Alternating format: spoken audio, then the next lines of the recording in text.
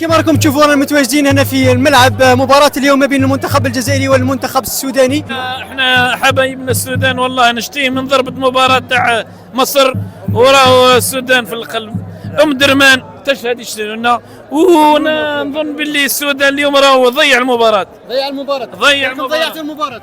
والله يا اخي حقيقة الاداء كان ممتاز من بين الطرفين يعني، والشعب الجزائري حبايبنا والله اخوه بالدم وبالدين قبل الكوره من ايام ام درمان من قبل ام درمان من ايام ام درمان السودان حبايبنا من قبل ام درمان والله الشعب الجزائري حبيبنا، وربنا يديم واصل التواصل بين الشعوب العربيه كامله ان شاء الله، ونعتبر انه الطلوع بالتعادل فوز لنا كلنا والله ان شاء الله ان شاء الله.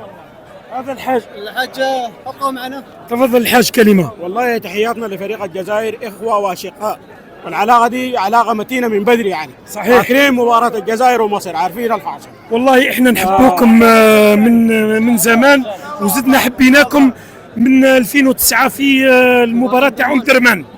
انتم في القلب، انتم في القلب. قبيله سقسينا واحد سوداني قالنا انتم دخلتوا معنا بثقه كبيره وهكا. اكيد هذا لو خطا كبير. احنا رانا نمشيو المباراه مباراه ان شاء الله. احنا نتمنى لكم الفوز في باقي المشوار ان شاء الله. ان شاء الله، ونحن كذلك نتمنى لكم الفوز. نتمنى البطوله تبقى في الجزائر ان شاء الله. البطوله ان شاء الله تبقى جزائريه ان شاء الله. نستدرك اللي فات. عندنا كلمات للمدرب بوقرا، لازم يغير لنا شويه، يراجع شويه الحسابات تاعو. شكون هو اللاعب اللي كنت متوقع انه يدخل اليوم ممكن يقلب مباراه؟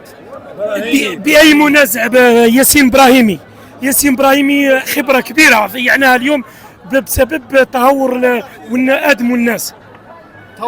صراحه تهور كبير ما كناش نستناوها.